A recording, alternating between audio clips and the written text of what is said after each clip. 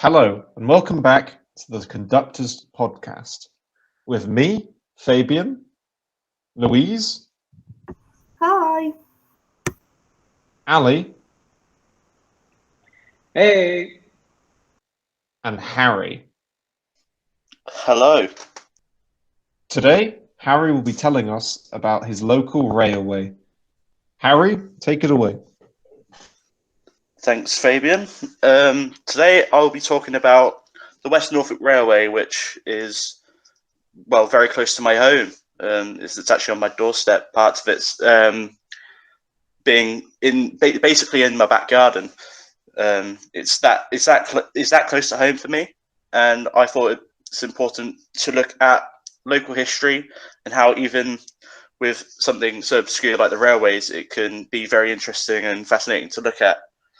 So what I'm actually talking about, it's the West Norfolk Railway, which is a section of former track which used to run between Kings Lynn and Wells next to the sea.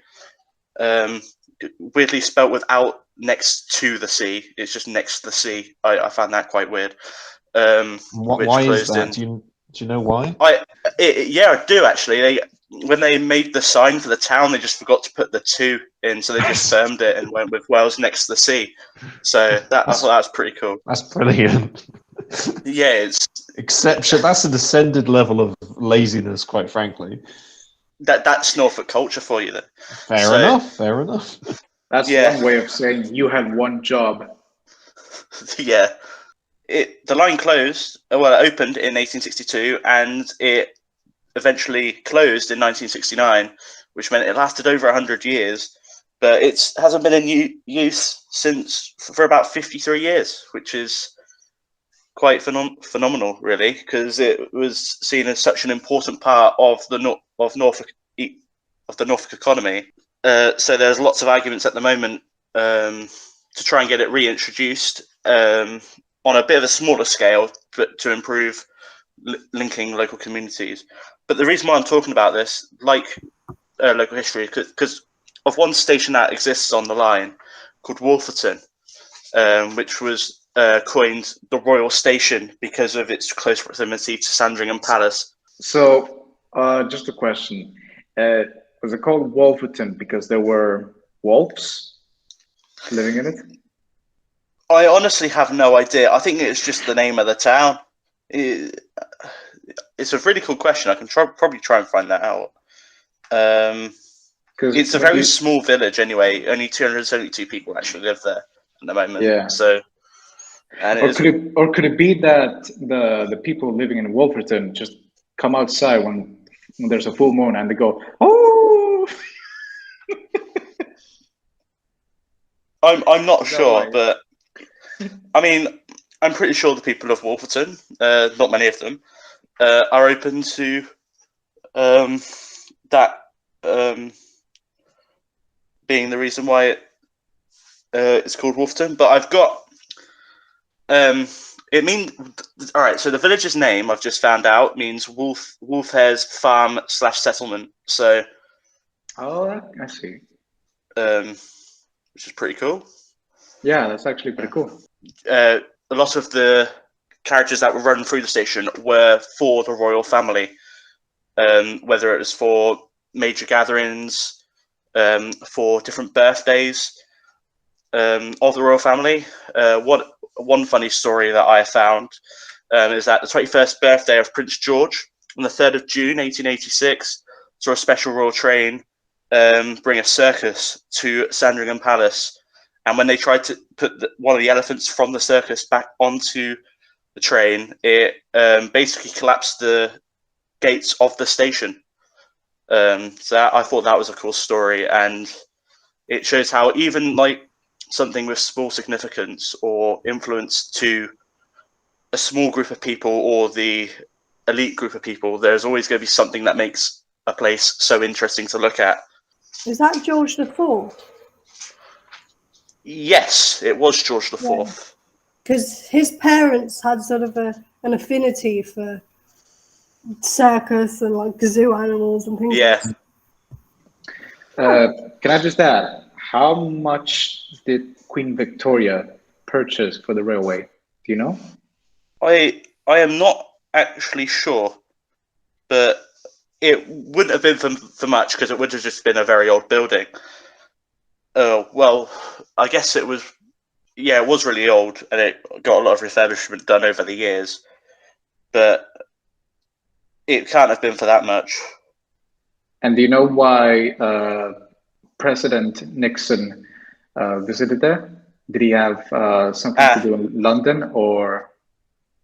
Yeah, after he got elected in 1969 for his first term in presidency, he visited the UK, and the royal family was still in Sandringham because that's where they spent their winter months.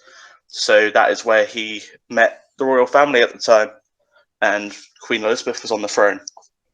Oh, that's really cool. Yeah, I thought that was really cool. Yeah, and because of the King's coronation being so recent, I thought that was another reason why I should talk about Wolverton Station. Yeah. Also, with there's a lot of modern debates about whether the West Norfolk line should be reintroduced nowadays, because it would make the lives of people in the villages towards the North Norfolk coast, where the line used to run up to.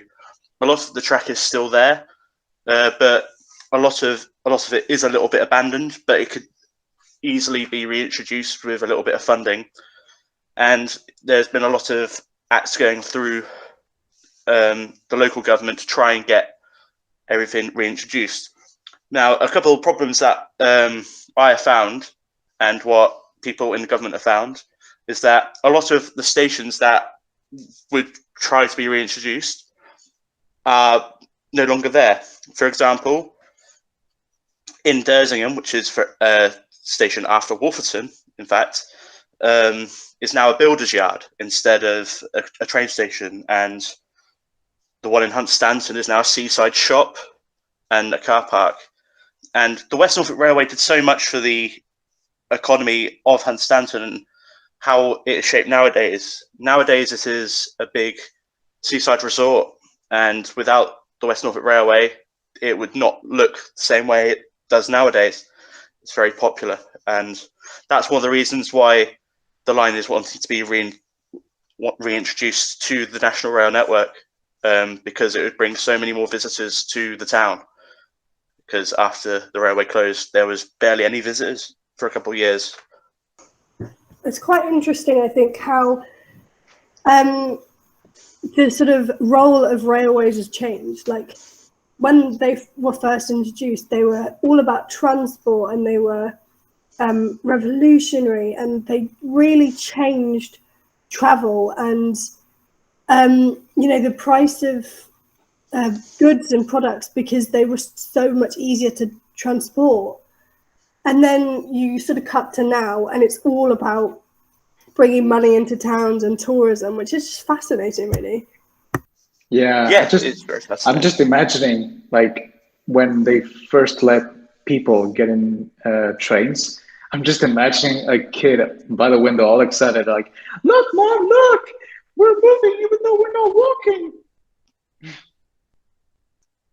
I mean, no walking or no horse. Yeah, very true. Yeah. True. Also, another reason for Hunstanton's big development is very similar to why, as mentioned in Fabian's episode about Argatown, is because Hunstanton, before it became a seaside resort, was regarded as a slum. And so it's another example of how the railway can change a whole area of land into something which is a lot more phenomenal than it was back in the day. And a lot of my grandparents and older family members have used the railway and have seen everything evolve around the railway, and which is why I decided to base my episode on this really irrelevant piece of track nowadays. Wow, I'm just thinking of how they could use the railways to really improve the importance of this area. I mean, it could really become a holiday destination if you kind of couple the modern, the heritage railway experience with a Sandringham Palace, maybe, and that could become something that a lot of families would obviously want to experience. It'd make everything much more accessible, which is why everything is it's all being argued in local government of how people can try and reintroduce this railway, even if it's just like a heritage line, or introduce to the main rail network. It would bring so much more money to what was a very, which is an area which has had a big lack of funding in recent years. Yeah. And it definitely shows with the town of Hunstanton at the moment. So more money for the area, the better.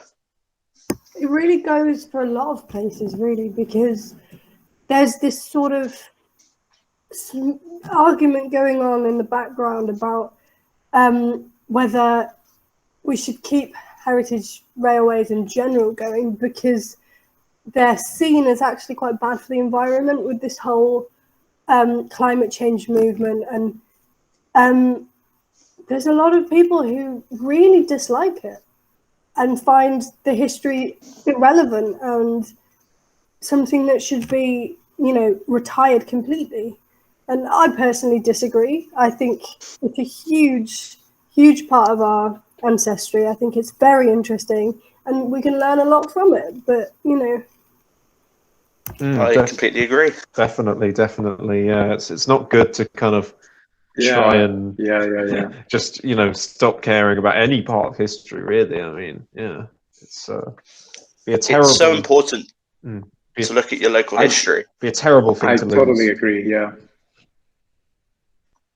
it's so important to look at your local history because it kind of shows what you're a part of, almost. Looking at this kind of, I was speaking to my... Yeah, or if there's something that you really, really like or you were born with, history is like there to tell you more about it. Yeah, I was speaking to my grandparents about this, and they were really fascinated of how it's changed, and they're basically my research tools for a lot of it. So it was very interesting to look at. It really shows how the past shapes the world around you. As you said, there's a building yard, and I think you said at one point there was one of the stations was a bump in the road now, and it's just a bump in the road, but that was such a huge part of history, and that's so interesting. It shapes the landscape and the way that your society runs around you. Yeah, Holcombe Station's now a car park. Stanhope Station is a garden porch now, but that was closed because of a flood. There are so many events for Stanhope Station that's just influenced history and how things could have been so much different if an event didn't happen, or if development went a different way, or a different town got so much funding, which meant this railway might not have existed. For example, it's crazy to think how the world would have looked if funding went just to slightly different places, which is why I thought this was important to look at. Incredible. That is a fascinating story. Thank you so much for listening. This has been the Conductors Podcast, and we will see you next time.